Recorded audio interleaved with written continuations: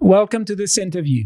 I'm very pleased today to be interviewing Dr. Michael Shermer. And Dr. Shermer, hello, and thank you very much for agreeing to be interviewed. Thanks for having me. Nice to see you. Great. So I think we have plenty of stuff to talk about. Dr. Shermer is one of the founding members of the magazine Skeptic. And you have written many books. You have written books like Why People Believe Weird Things, Why Darwin Matters, The Science of Good and Evil, The Moral Arc, Heavens on Earth, Giving the Devil His Due, Reflections of a Scientific Humanist, and also Conspiracy, Why the Rational Believe the Irrational. So I think there's plenty of stuff to talk about. And as we have been discussing so far, I think we should definitely talk a lot about skepticism, echo chambers, and especially issues concerning science and morality. So if I may start by asking you a personal question, what made you found the magazine Skeptic? Oh, well, here's what it looks like. Here's an old issue with Carl Sagan on the cover after he passed. Yeah. And then here's our latest issue on culture wars, which we're going to get into: cancel culture and woke, progressive, trans, race, immigration, abortion, all that stuff. We cover all those kind of topics. In the early days, we mostly dealt with the supernatural and the paranormal, things like science and religion and miracles and superstitions, astrology, UFOs, conspiracy theories, all that kind of stuff. That was kind of old school skepticism about claims that were being made in the 1960s and 70s about kind of new age phenomenon. Since then, the last few years, we've shifted to talking about more culture war type topics, like I mentioned: trans, abortion, race, nationalism, education, reform, healthcare, energy, like nuclear power. All of these are tied together through science and rationality. That is to say, can we determine what's true about anything? So the question, are we being visited by aliens, or, can astrologers really predict the future, is really no different than asking about, some political hot button topics, like trans. Can a man really become pregnant? Can a man become a woman, and vice versa? These are, in principle anyway, empirical questions. They're testable. We should be able to get an answer, even if we don't know the answer now, and we're willing to say we don't.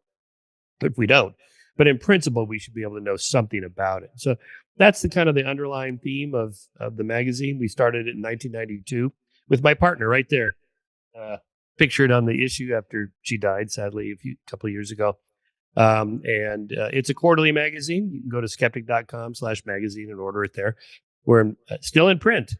So available in most bookstores in North America, and you can get it otherwise through online. You can read it digitally and so on. And again, our general mission is promoting, doing research and education on science and rationality as a way of really trying to understand the world. And we want that's our thing. Great. So when you started, did you have the impression that you would embark upon such a trajectory, and about talking issues like whether men can give birth to children?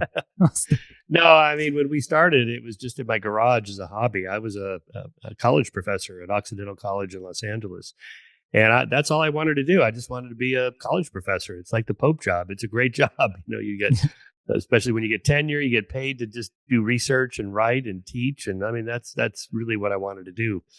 But the magazine got a lot of attention, and our membership grew a lot. And then my first book, Why People Believe Weird Things, came out in 1997, and it did really well. And I got a big advance for another book. And I thought, you know what, this is probably more important for changing the world through the magazine, through books, through TV, through op-eds, and so on, public intellectual outreach venues, than teaching 25 students in a classroom, which I enjoyed, but I just wanted to reach more people.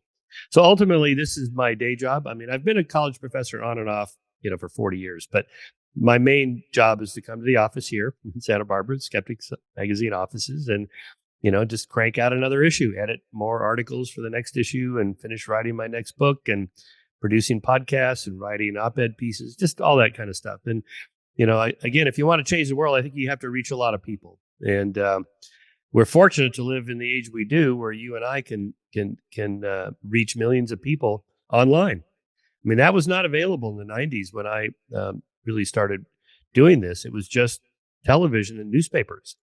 And, if they didn't want to have you on the show, there was no other option. That's it. You're out. And now anybody with a microphone and a camera, can be their own TV producer or whatever. It's a crowded market, but the options are unbelievably available. So no, I didn't think I was going to get into any of this full time. But the subjects have always interested me since I was a college student. The big questions, stuff you study, like free will and determinism, consciousness, is there a God? Why is there something rather than nothing? What caused the Big Bang? What is time? All these questions that, of course, when you're in college, that's big fun to study that stuff. But I wanted to see how far I could push it, professionally. Excellent. And I think that this may be rewarding, and you feel it's a bit more rewarding than, as you said, talking just to a few people, which is rewarding, but not as, I think not, it's rewarding to a different degree. Am I right? Yeah, that's right. It is very rewarding. I mean, there's more pushback. College students, at least in my era, didn't complain all that much. They just wanted to get their grade and go back to their dorms and have fun. Now there's a little bit more protesting, but I haven't experienced that much. The pushback you get online, of course, is pretty harsh. But I have a pretty thick skin. I realize that, not only am I not the only one, if you're not getting a lot of hate on Twitter or X or on social media, then you're not doing something right. Yes. So when I post things about Israel and Hamas or Ukraine and Russia or trans race, whatever, if I don't get a lot of hate pushback, I must not be doing something right. But I would just stay true to myself. I just try to be as honest as I can. Here's what I believe. Here are my arguments. If I'm wrong, just tell me. Great. And so, that's how it works. So I think it would be good if we had a discussion that to a degree is a bit philosophical, because I think that philosophy and, as you said, science, they directly affect how we view the world, and also directly affect how we approach a lot of questions, especially those that are ethical. So I wanted to ask you about skepticism, because to my mind, skepticism is a double-edged sword. It has some really good things about it, but it can also be a bit corrosive. And I'm thinking particularly of some forms of skepticism that are, for instance, moral skepticism, and also the kind of skepticism that a lot of people have when they are so diffident and they cannot rest on their judgment. And it seems to me that it's the exact opposite of what we would expect from thinkers that we want to listen to, who do have the, let's say, the moral standing and the character to stand by their own judgments. So I wanted to ask you, how do you understand skepticism? Yeah, nice. That's always been the question since we started the magazine, and it's called Skeptic, so of course I guess, well, what is that? And it can easily slide into nihilism and denialism and cynicism, but that's not how we're using it. We're using it in the scientific sense that the null hypothesis is true. That is to say, your claim is not true until proven otherwise. So all scientists are skeptics. They're skeptical of other people's hypotheses and theories until they get convinced by evidence and arguments. And so everybody should be skeptical, kick the tires and look under the hood and make sure, that the person making the claim has evidence and reasons for it. If not, then it's reasonable to be skeptical. And now the principle applies, across the board, but it depends on the claim. So, for example, you could be a global warming skeptic, or you could be skeptical of the global warming skeptics, which is mostly what I am. I think global warming is real and human caused. I think the doomsayers probably go too far, but a lot of the climate skeptics, I think, are too ideological. They don't follow the evidence enough. That's just one example. UFOs, are they, do they represent extraterrestrial visitations? Maybe, probably not, but just show me, show me the spacecraft, show me the alien, and I'll change my mind. You think Bigfoot is real? There's a bipedal primate living in the Himalayas or Canada or wherever. I'm skeptical because I haven't seen very good evidence, but I'll change my mind tomorrow if you show me, right? That's skepticism. You keep an open mind, and change your mind when the evidence changes. So it's not a particularly philosophical or technical view of skepticism. It's more of a common sense view, I would say, a watered down view. Because to my mind, for instance, the skeptic comes in many gradations. So, for instance, we have the Pyrrhonist who constantly asks for why, and we have the infinite regress of justifications.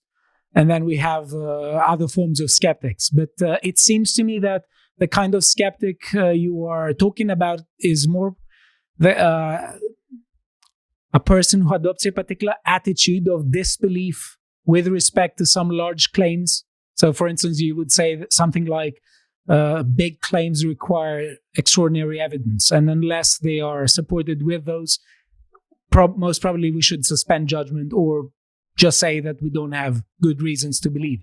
Is that correct? Yeah, that's exactly right. Yeah. So if we want to talk a little philosophy of science, Bayesian reasoning versus Popperian falsification reasoning. If the claim being made is not testable, it's not falsifiable, even in principle. Something like maybe panpsychism, or are we living in a matrix, a simulation, is consciousness the ground of all being, and so on. These are non-falsifiable ideas. There's no way to test them. I mean, I've had guys on my podcast, that we're living in a simulation. For example, I had some philosophers to talk about this, like David Chalmers. And I said, is your hypothesis testable? He goes, no. So then what are we talking about? I mean, maybe it's science fiction or it's metaphysics or it's fun, but for us to take it seriously, there has to be some way to test it, and then in terms of Bayesian reasoning, I like this because it allows us to assign some probability, not zero or not one. Cromwell's rule, never assign a 0 or 1 to any claim because you might be mistaken. Okay, fine. I doubt that UFOs represent extraterrestrials' visitation on Earth, but I'm not 100% sure they're not. It's maybe there's a 1% chance they could be extraterrestrials, right? So I'll adjust my priors and my credence along with it if you show me some evidence. That allows us to be open-minded, not dogmatic, and just open to changing our minds. That's kind of the two ways of thinking about skepticism. Okay, so I have a really interesting question here that I'm sure you will have a good response. So when you're talking about something being testable, I suspect you mean empirically testable, because to my mind, for instance, ethical claims aren't necessarily empirically testable. But we could say that empirical claims could be falsified by data other than presumably empirical data. Now, I come from a very, you could say, traditionally metaphysical perspective. Presumably, you could give an argument against that perspective and reject my claim. But would you say that, for instance, ethical claims here are claims that we could talk about in an empirical matter 100%? In other words, let me rephrase the question for the audience. I'm not implying that empirical evidence are, let's say, something that have nothing to do with ethics, but I'm just asking whether ethics can be 100% studied by science. That's the question that I would have. Yeah. Okay. Let's get off the 0% or 100% and just think of it, as more of a spectrum. Some claims we can test empirically. I mean, just take something simple like, would you rather live in North Korea or South Korea? And of course, everybody says, well, South Korea, of course. Why? Yeah. Well, because I want to be free. I want to have choice. I want to have volition and autonomy, and I want to make decisions for myself, and I don't want to live under a dictatorship. I prefer to be healthy rather than diseased. I prefer to be free rather than enslaved, and so on and so forth. Okay, is that an empirical claim? Yes, it is. Look what happened in East Germany versus West Germany. Before the unification, they had to build walls to keep their people in. Why? Because the people didn't want to be there. And how do we know? Because they voted with their feet. They left, right, when they could. And that's kind of an easy example, but it's clear. Historically and empirically, you can just look and see what people actually do. So what looks like just kind of a philosophical question about freedom and slavery is actually an empirical one. What do people actually do? And then why do they do that? And there you can drill down into human nature. Why do people want to be free? Why would they prefer to have choices versus no choices? Well, it's obvious why. For survival and flourishing, you have to have that. And that's what people want. Anyway, those are the kind of claims I make. Harder ones are something like abortion, pro-life, pro-choice, what's the right position? There we may end up with good arguments on both sides. And, as you see in America, it's roughly split, pretty close to 50-50. And so all the empirical arguments, like when does life begin? When does the heartbeat begin? When is pain perception? When do the lights come on in terms of sentience and consciousness at 16 weeks or 20 weeks? There we may be bumping up against a kind of an epistemological or maybe even an ontological question of, I'm just deciding life begins at conception. That's it. It doesn't matter what your arguments are about the spectrum of how many cells you have to have or whatever. And therefore, it could be there's some issues that could only be resolved through a democratic vote, and they just get conflicting rights. One side is get to take one position, another side takes a different position, and we just play it out politically. So there you have kind of a range, and so the question is, can a moral, ethical issues be resolved empirically? Some can, some maybe not. Okay. The reason why, for instance, I would be skeptical of an answer that they can is, to a degree, David Hume and his discussion of the Izod gap. And it seems to me that what is involved in his ideas there is that when philosophers are or thinkers are trying to establish a conclusion that has moral language into it, such as, for instance, therefore we should do something, they frequently try to derive it from premises that don't involve that normative element. So, for instance, it seems to me that if we go full scientific, we won't find it, because you mentioned wants and preferences. So the question would be, how do we go from people want this or people prefer that over the other to therefore we should have it? I'm not saying that they are not relevant. I think they are. But I'm just asking whether approaching ethical questions through science alone is tenable. And, I don't want to put words on your mouth. It sounded to me that you do have some reservations, but please correct me if I'm wrong. Yeah, that's right. So I have a chapter in my next book called Truth, What It Is, How to Find It, Why It Matters, on moral science, moral truths. So, and I'll just read you this portion here. In my theory's case, the foundation is the survival and flourishing of individual sentient beings, by which I mean the evolved instinct to live and to have adequate sustenance, safety, shelter, bonding, and social relations for physical and mental health. If that's a moral premise, then so be it. But at least it is a premise grounded in empirical science that anyone can observe for themselves. Steven Pinker makes a similar point when he suggests that moral values might be something discoverable, like abstract Platonic truths. Here I'm quoting Steve. On this analogy, we are born with a rudimentary concept of number. But as soon as we build on it with formal mathematical reasoning, the nature of mathematical reality forces us to discover some truths and not others. No one who understands the concept of 2, the concept of 4, and the concept of addition can come to any conclusion but that 2 plus 2 equals 4. Maybe we're born with a rudimentary moral sense, and as soon as we build on it with moral reasoning, the nature of moral reality forces us to some conclusions and not others. Again, for example, slavery. The vast majority of people do not want to be slaves. Why? Well, you can just ask them why, and they'll tell you, or you can just see how they vote. and why chains and whips had to be used to keep people enslaved, because they don't want to be enslaved. So there again is a simple example, and that we can discover that by studying history, by studying human psychology, by studying behavior genetics and sociology and anthropology and so on. This collection of human universals that are true for all people everywhere in all cultures, as far as we know. Okay, there's a reason they're universal. And so we need to dig deep into human nature to understand that. That's something that's discoverable. So I'm skeptical of Hume's is-ought fallacy. I think the naturalistic fallacy is a fallacy. I call it the naturalistic fallacy. Okay. In some cases, yes, it applies. We should be careful. That war is natural does not mean we should endorse it, obviously. But that people don't actually want to go to war. They don't want to die in war. Then we ought to do something to prevent that. Or people don't want to be impoverished, so we ought to do something to increase prosperity. People mostly, for the most part, when given the chance, would prefer a democracy over an autocracy. So we ought to do something about that.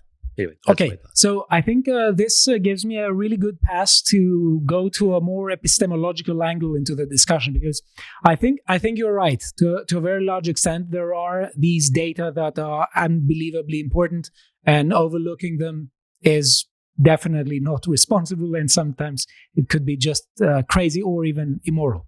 So the question is, if there are the data we have when it comes to what people prefer, when it comes to, there's a question: how influenced is the opinion of people by the society that they live in? And the reason I ask this is because with a lot of questions, we have a lot of ethical dilemmas. And you could say that there are all sorts of reasons that come into why people give a sort of, have some moral views that you could say oscillate. There could be some pendulums.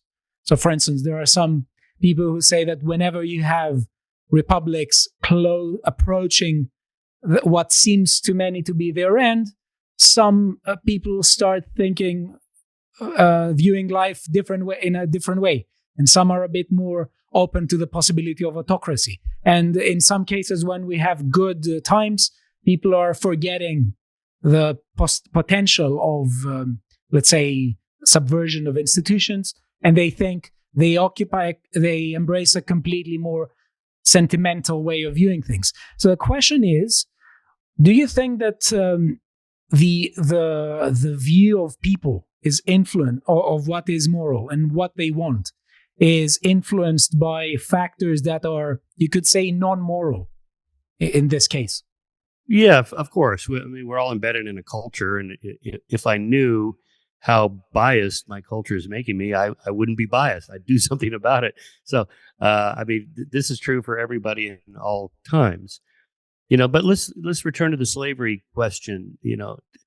Is it fair for us today in the 21st century to judge people in, say, the 18th century who endorsed slavery? For the most part, I would say no, because, had I lived then, I can't say I would be an abolitionist any more than if I lived in Nazi Germany in the 1930s, I would be, wanting to protect Jews. I don't know if I would do that.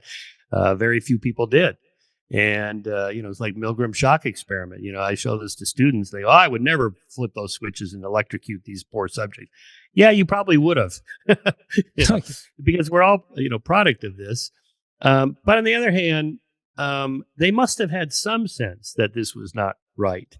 That is the enslavers, because they had to use chains. They had to lock them up. Yeah. They had to beat them and use punishment to keep them under those conditions. There was even a psychiatric diagnosis called drapetomania, which was the propensity for African slaves to want to escape to freedom. They actually had to make up this diagnosis. Like, why would they want to do that? Right? Yes. Well, all you have to do is apply the principle of interchangeable perspectives. How would you feel if you were a slave? This is Abraham Lincoln famously said, "As I would not want to be a slave, I will not want to be a master." It's so simple. It's just the principle of of interchangeable perspectives or the golden rule, how would you feel? Okay. So it's pretty simple to do it that way. And, it's possible, maybe there's some culture somewhere where people, want to be beaten and enslaved and exterminated in gas chambers and so on. But I doubt it. I don't think this is just a quirky Western tradition that we just happen to find ourselves. And in centuries hence or some other culture, people are going to really want to be enslaved and so on. I don't think so. Yes. So when it comes to how we are influenced, how our views are influenced, we could say that there are echo chambers. So how do we best ask ourselves whether we are in an echo chamber and whether our culture is functioning like an echo chamber? Well, we are in an echo chamber. All of us are, right? Okay. This is kind of the whole point of moral agitation and civil rights activists and people like Peter Singer, who wrote that book, The Expanding Circle, the first kind of Bible of animal rights. The purpose of that is to kind of jolt you out of your echo chamber to say, hey, have you looked at it from the perspective of the animals? Just take these horrible factory farm hidden camera videos. They're just horrible. How would you feel? Right.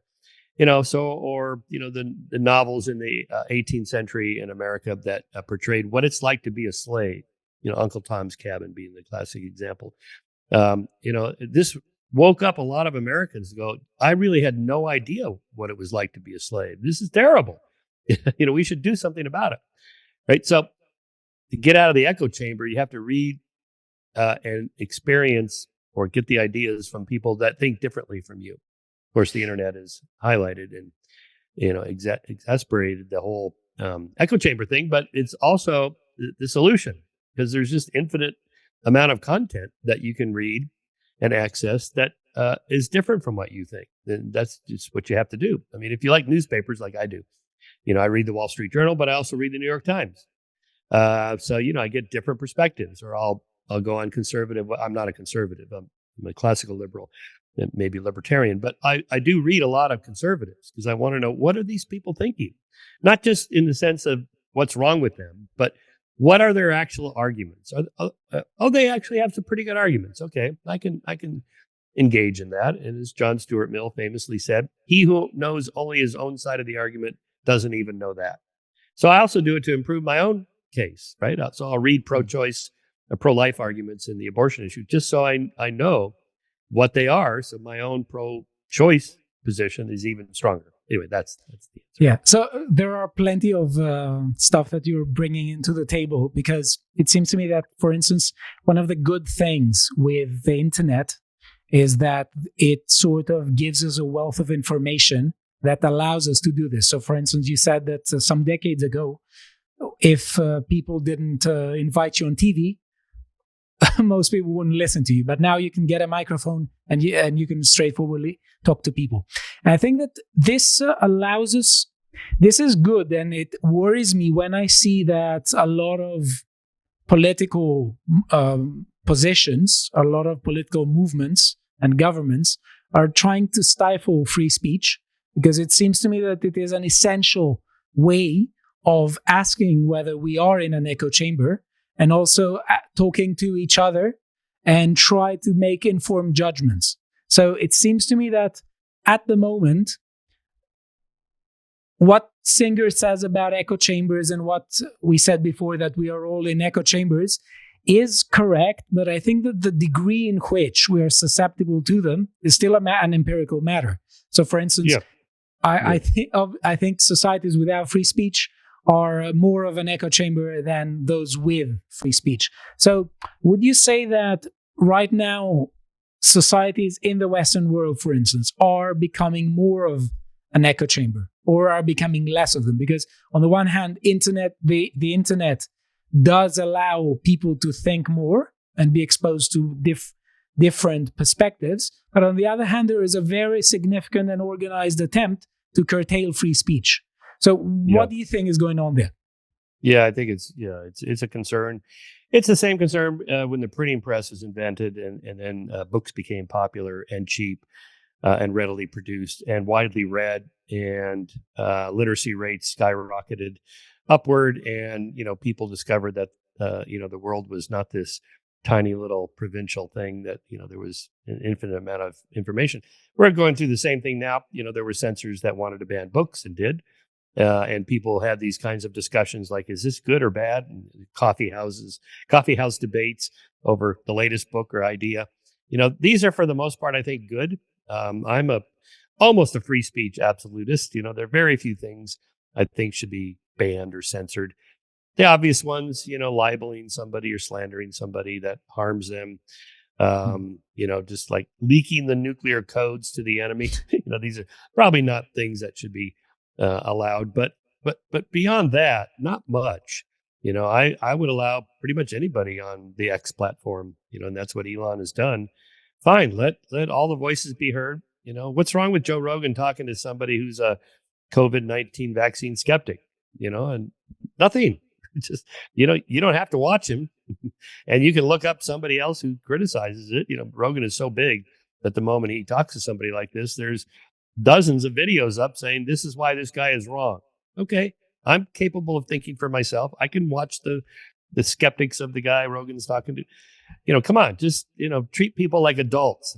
Part of the problem, okay, I think, is this kind of patronizing elitists who think we know what's correct, and we don't want the masses to be exposed to these other ideas because they might actually be influenced. They're too dumb to understand the truth. Come on. First of all, that's not true, right? I mean, there's this whole thing in the media about, people don't like statistics and numbers, and we can't have equations. People are too stupid. That's not true. Look at the business section of any newspaper. Look at the sports section. The sports section is full of statistics and equations and numbers and data. Anybody's capable of understanding this. Come on. Don't treat people like children. And in any case, the moment you do that, they're going to think, well, what are they hiding? What don't they want me to know? I really want to go find out now, right? So there's a backfire effect there. Okay. So question, have you encountered, what are your encounters with cancel culture? Well, not too much, not as bad as some people have it, mainly because I'm an independent operator here. I have my own magazine. I have my own nonprofit organization. I have my own office. I get a paycheck, and nobody can cancel me, really, unless they somehow got all of our tens of thousands, hundreds of thousands of members to just quit, which is not likely. I would be more concerned if I was, let's say, in my late 20s, early 30s, and I wanted to be a college professor and I was teaching and I didn't have tenure. I don't blame people for just keeping their mouth shut and keeping their head down. It is bad. I'm always encourage people to speak up, fight back. But, when they don't, I have some friends that are in academia, and they tell me, I don't want anything to do with this whole woke progressive craziness, but I'm not going to speak up. I'm keeping my mouth shut and my head down. I just don't go to campus if I don't have to. I get that. Not everybody likes doing this kind of confrontational engagement with people. And also, you could get fired, and that's a problem. Yes. So I am worried about that. So what I wanted to ask you about this is that when you're talking about your friends in academia, and usually I see that it is those who have tenure who are talking about things, if they decide to do so. Most who don't, they face the problem of they may get instantly fired. But they can also get more than instantly fired, because it seems to me that one of the problems with what we can loosely call progressivism is that it subjectivizes things so much that it creates a form of domination in the workplace. And this may sound a bit Marxist. I'm not a Marxist at all. But I think that in this case, this does create a framework where the customer is always right in a sense. And there are a lot of customers with lots of different things that they want. So it seems to me that those who are in academia have massive problems with respect to teaching their subject. Because the way I found it is that teaching philosophy is supposed to be challenging. I'm thinking of Socrates in the early Platonic dialogues. It's not supposed to be necessarily a happy thing for those who are one's interlocutors. But it seems to me that this kind of education can't be delivered anymore. Yeah, it's a big problem. Professors are afraid of students who will openly criticize them or turn them into the thought police on campus, the DEI bureaucracy, the diversity, equity, and inclusion bureaucracy, and so on. Or student evaluations, all universities have them. And for good reason. I mean, it's good, how do administrators know what professors are doing in their classroom unless they ask the students what's going on in there? And but that could backfire, of course, when the students turn on the professors. I think the problem is twofold. One is college campuses are no longer what you just described as. They really are more like homes, or a home away from home for these students that are transitioning between high school and adulthood. And, they're so-called safe spaces. They're supposed to be safe spaces, like that famous viral video of the students surrounding Nicholas Christakis at Yale University screaming at him. And there was that one student, this is our home. You're supposed to make a safe home for us. And he's like, no, I'm not. That's not what we're doing here. You're in college. You're not at home. And they're like, yes, we are. They're screaming and crying. It's like, oh my God, how did this happen? Part of it may be the coddling, of students by helicopter parents. I'm one of them as a baby boomer. Some of that's true. But also I think the shift in economic incentives for universities that have become so expensive, they really do have to make the universities appealing to students. That's why they spent all this money on climbing walls and swimming pools and all this other stuff that has nothing to do with academia, or before that, sports programs. That is pretty far removed from your Socratic model, which is what we have to get back to.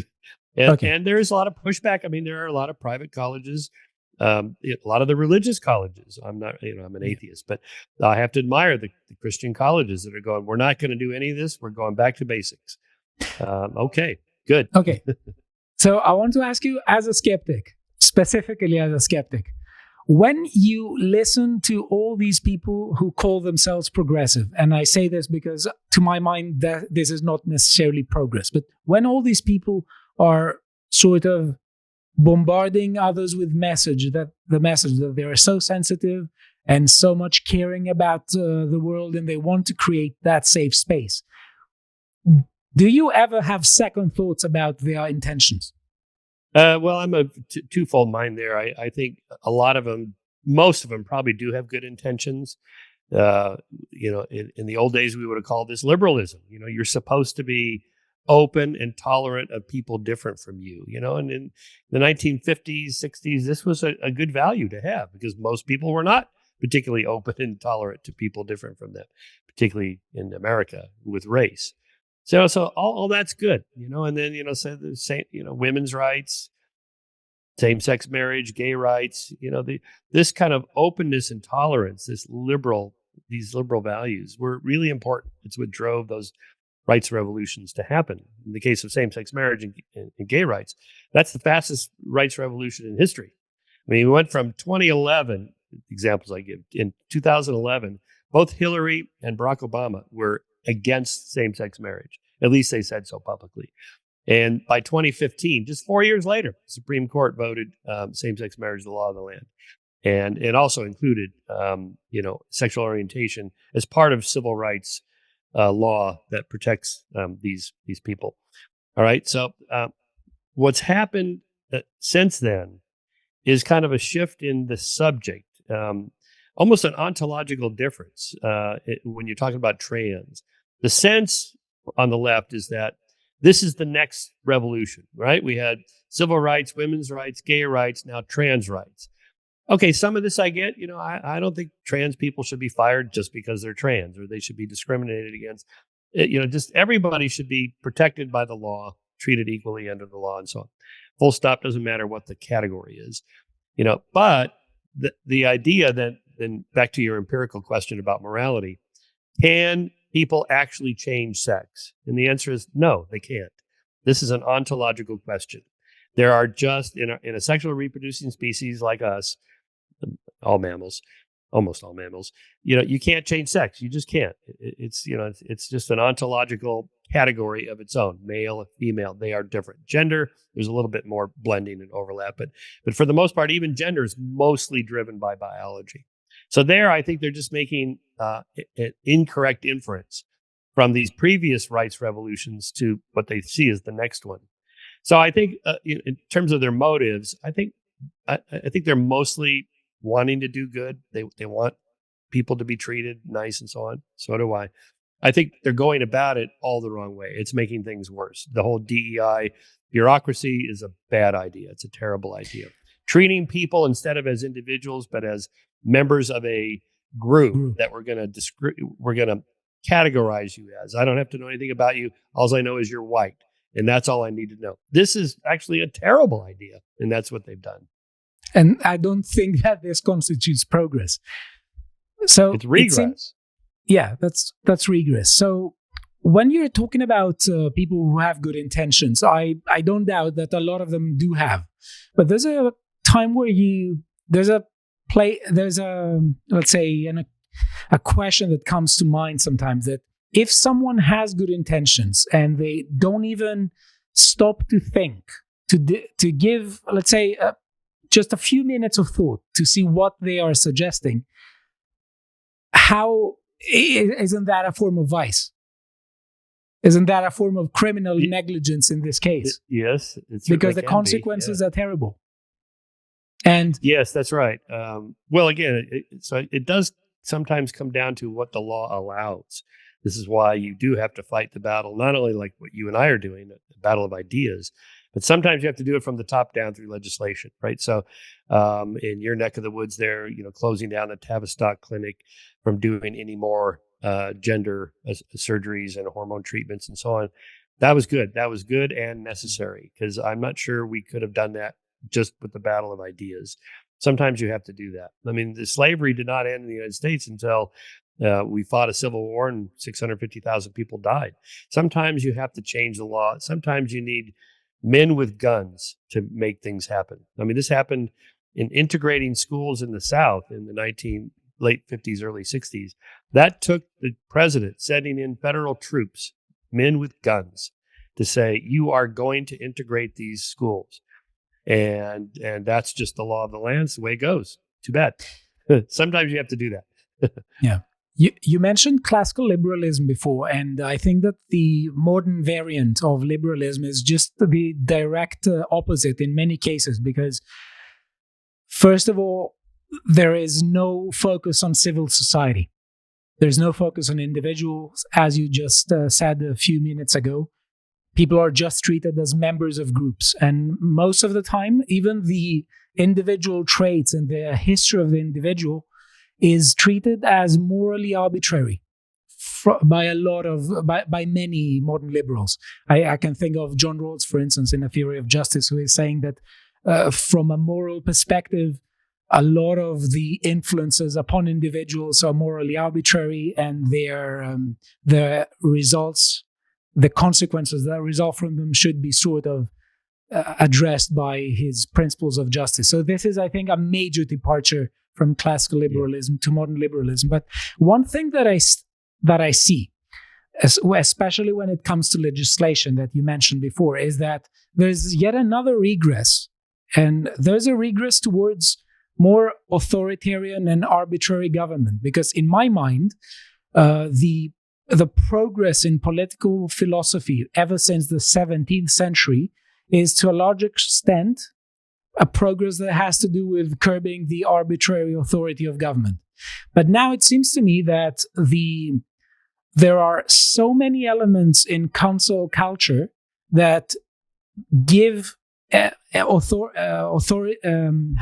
arbitrary authorities to governments. Because, for instance, hate speech laws, they are so subjective that is left to the discretion of particular people to interpret what constitutes psychological harm.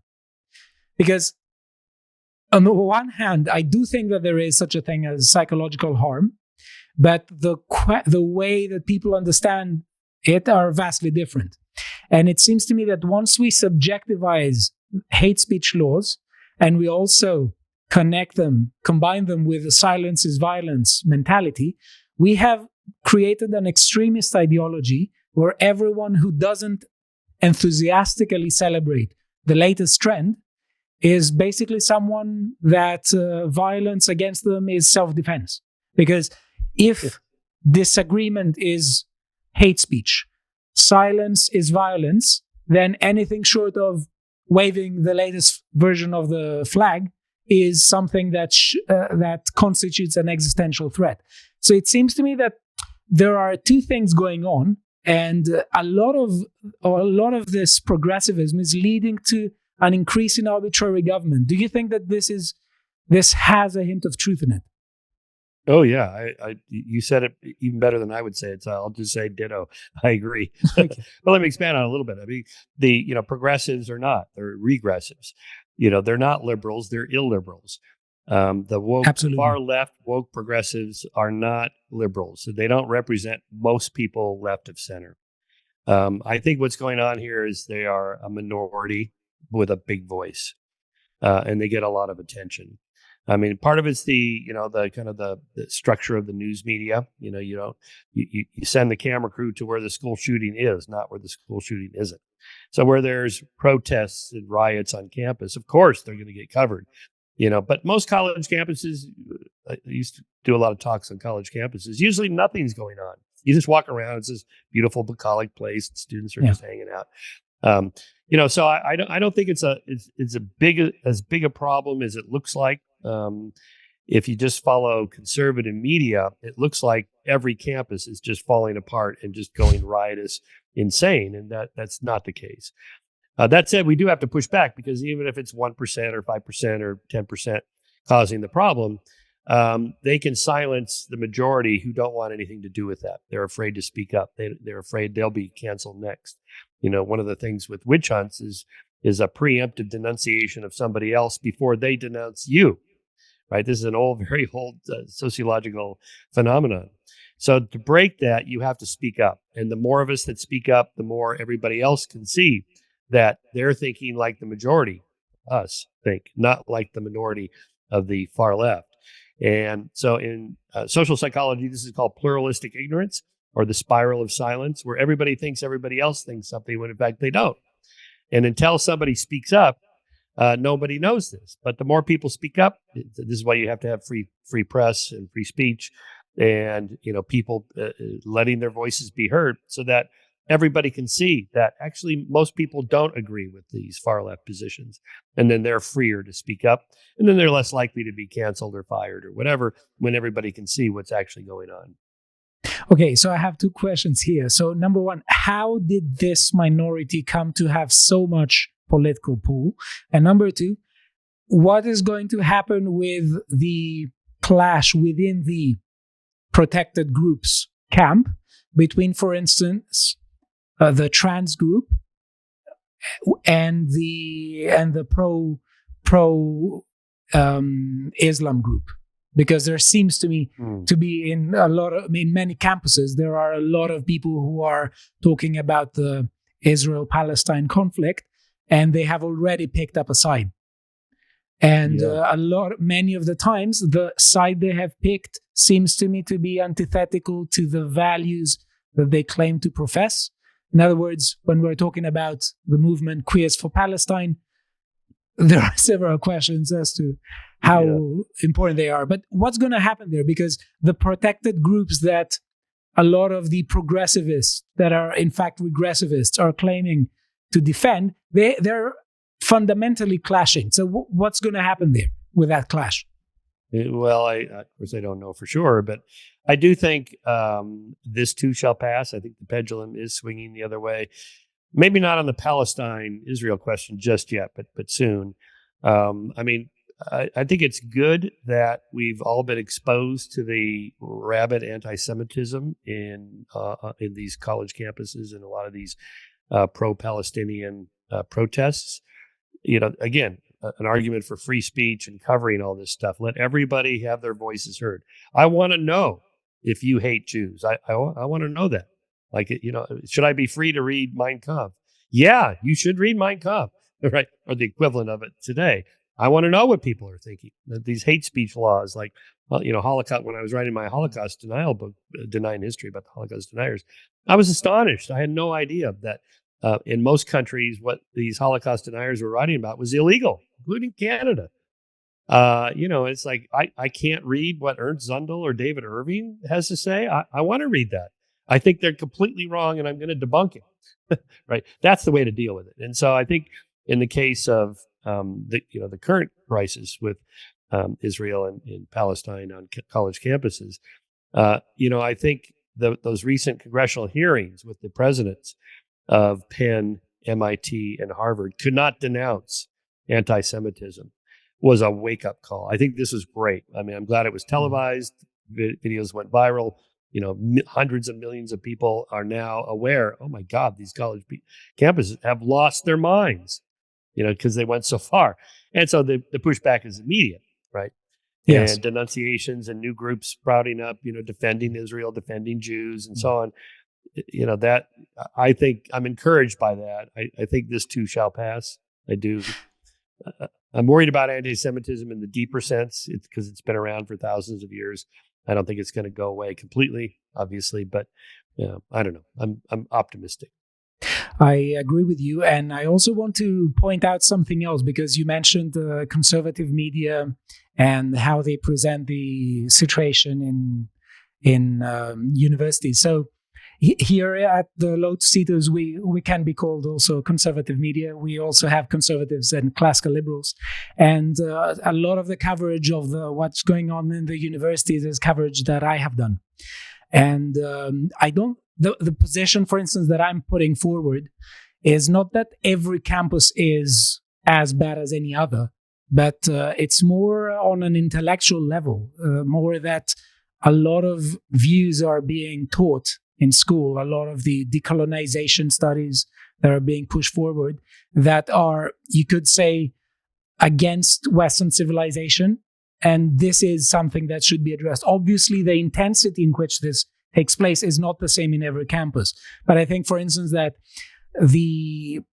I read recently that Plato and Aristotle got cancelled in some places, and that they said that they need to decolonize the curriculum and stuff. So this is something that I would talk about, but not in the sense that all of the people there are deranged activists who are burning down the school. I think they're fundamentally wrong, but I was just wanting to say that this is not the criticism that I was making of the campuses.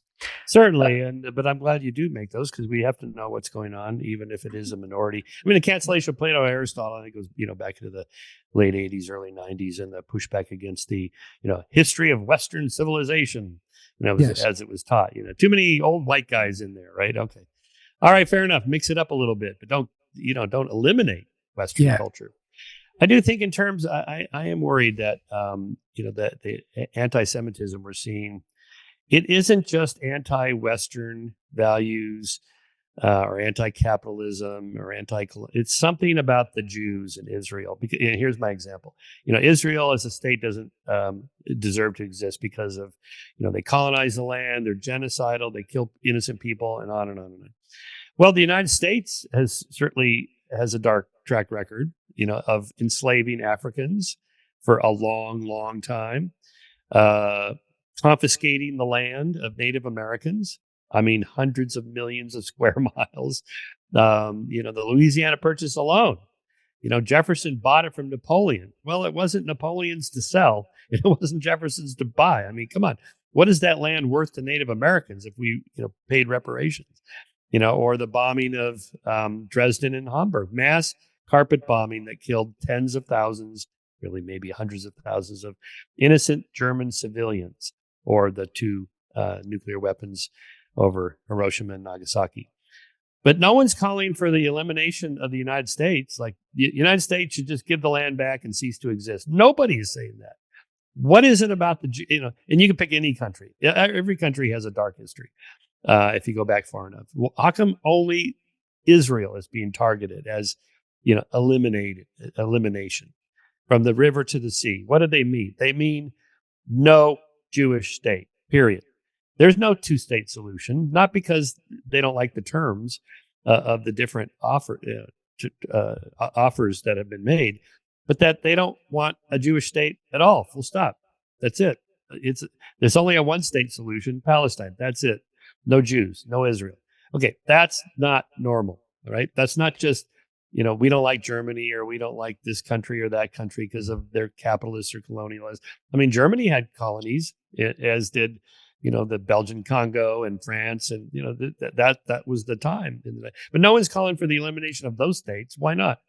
It's because it's the Jews, right? There's something about anti-Semitism that runs deeper than anything else.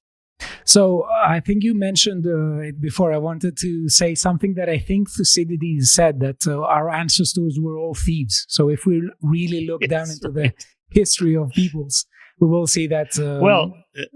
And in American history, pre-Columbian America, that is before Columbus, or however far back you want to go for the Vikings came here, whatever, it doesn't matter.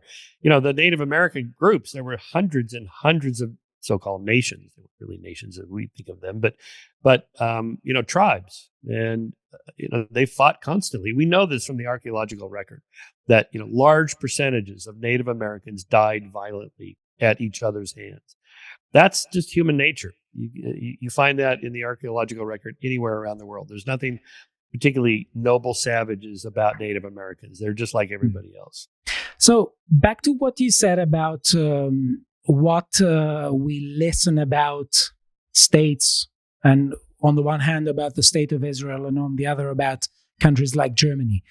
Could we explain it in terms of, I mean, there are obviously lots of reasons, but one reason that seems to me is that a lot of Western countries have already been infiltrated by a lot of people who want to subvert them, and they think that they can do this from within.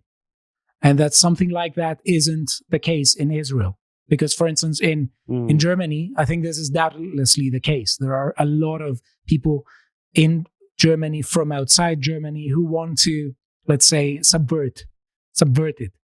And perhaps they think that they could just do it from within slowly and steadily, and let those people just elect far-left politicians who are many times funded by, you could say, actual far-right people from the non-Western camp, and they do this from within. So do we explain the different rhetoric in terms of different tactics in different contexts? It's true. When Angela Merkel opened up the borders, back when, I don't know, almost a decade ago now, that and let in a lot of people that did not share those Western values. It does bring up an interesting question of what is a nation state, right? It's a group of people, it's a language, it's geography. What is it? Well, it's a whole suite of characteristics. And that's the world we live in. We still live in a world of nation states. It'd be nice if we had no political borders at all, just economic free trade across any border, and let ideas and goods and services spread, but we're centuries away from anything remotely like that. Maybe we'll have it on Mars once Elon sends people there. Yeah. But for the most part now, you have to restrict immigration, not just on numbers, but also on economic and social cultural values. And almost every other Western nation does this anyway. Japan, Australia, New Zealand. It's hard to immigrate to those places, way harder than America. So how come we get so much shit and they don't? Well, because we're the dominant nation, I guess. I don't know.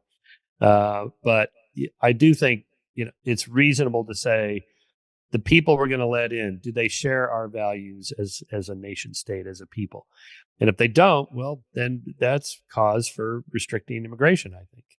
But why is there so much backlash about the issue? Because it seems to me that this is just blindingly obvious, that when we have people who live in a culture, and that culture involves a pattern of actions, reactions, emotions, and valuations, just importing people from anywhere, especially when they are absolutely adamant about not wanting to integrate.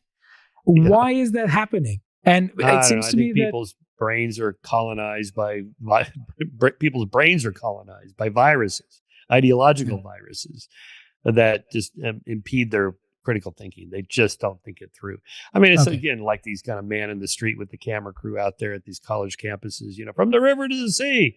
What's the river? I don't know. They don't even know what they're chanting, right? So, not all of them are true believer ideologues out there to, subvert Western civilization. Some of them are just idiots.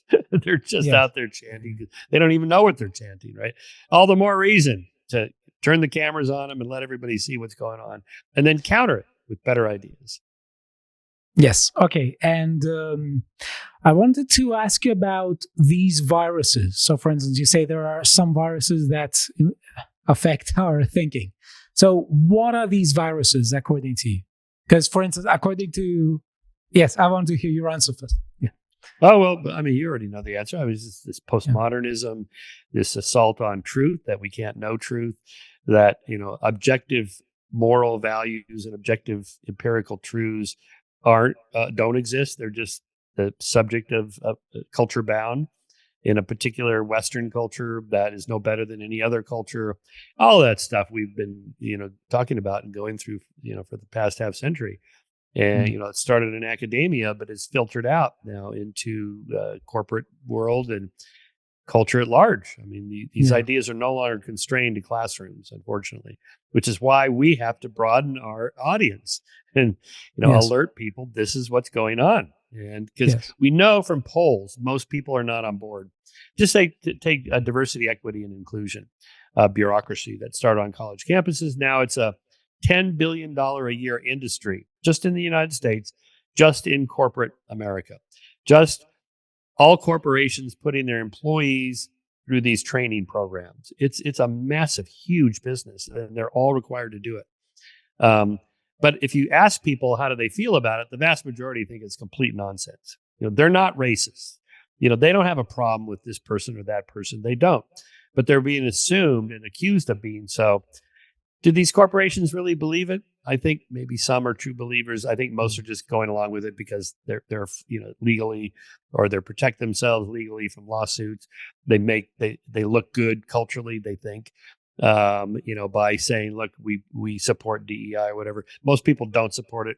Now that there's pushback against this from both the bottom up by people like me and you, but also top down, where people like Christopher Rufo are agitating politicians to change the law, that is, legislate DEI out of the world of business and then academia, and that is happening. I think, though, the problem with this is that I don't see it going away. I hear a lot of the people, and I think you said it before, that it is a sort of fashion and it will go away. I have an argument, and I want to hear what you're going to say about it. So it seems to me that the wokeness is the perfect divide and conquer tactic, because it is the combination of multiculturalism and social justice, though in a particular understanding of both terms. Because multiculturalism, it says on the one hand that there are many groups within a culture, and those groups that are not dominant should not have pressures to assimilate to the dominant culture. And then the instrument of social justice comes and says that we need to address historical injustices. And by doing this, we are going to not just allow the protected groups to be, we're going to actually treat them preferentially. And the question there seems to me that that a lot of the groups that are placed within the protected category have clashing interests.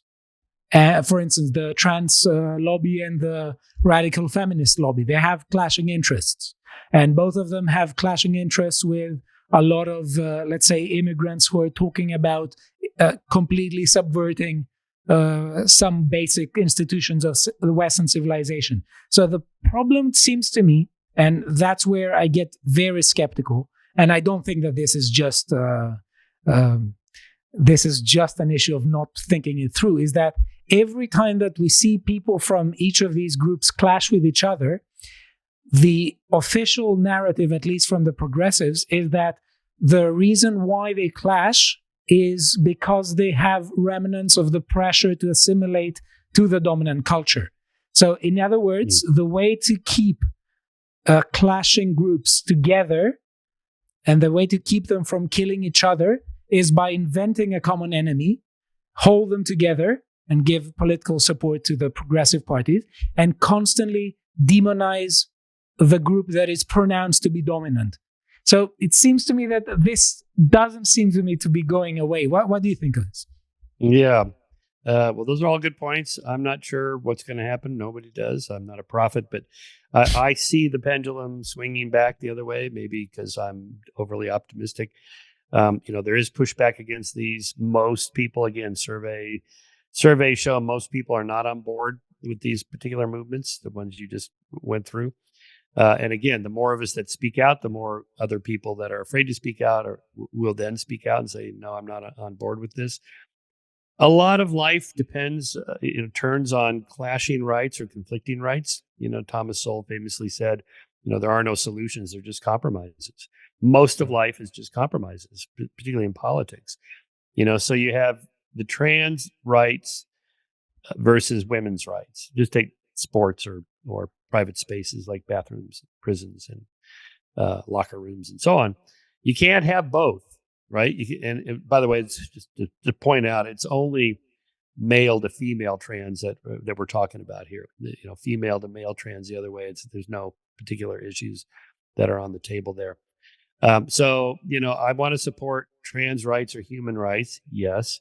But if you are a male to female trans and you want to compete against women in women's sports, I'm going to say, no, that's not fair to the women.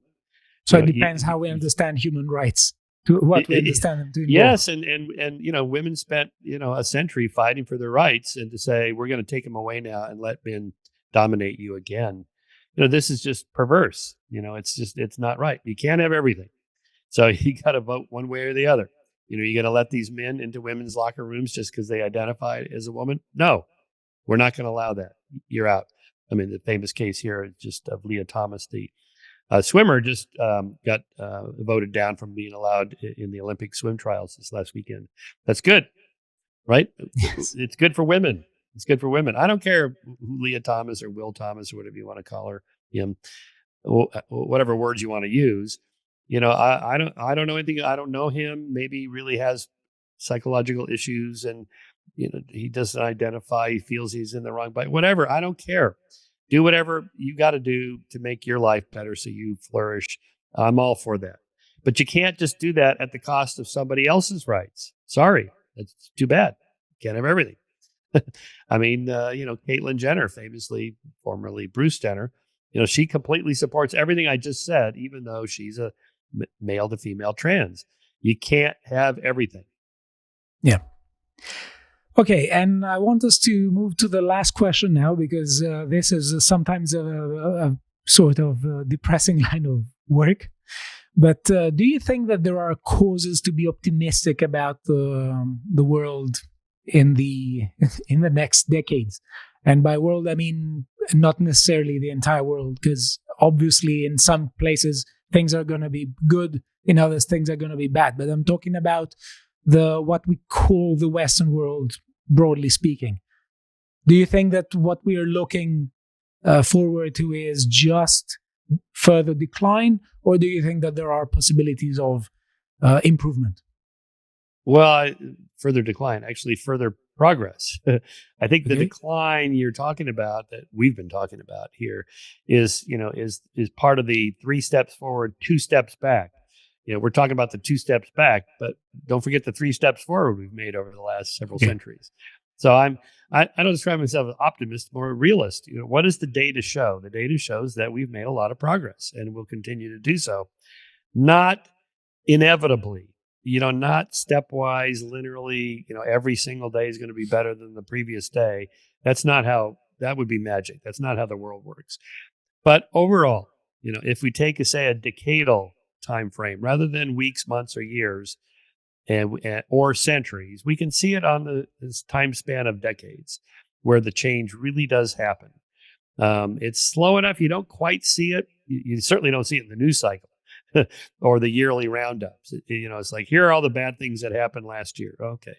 Yeah, I know it looks bad, but then there are websites that track all the good things that happened. Yes. Here's how many hundreds of millions of people are no longer in poverty this year. This makes no headlines. Nobody covers it except these handful of web pages like humanprogress.org and ourworldinData.org, Max Roser's website. There are people that track this, but the major media sources don't pay any attention because it's not their business model.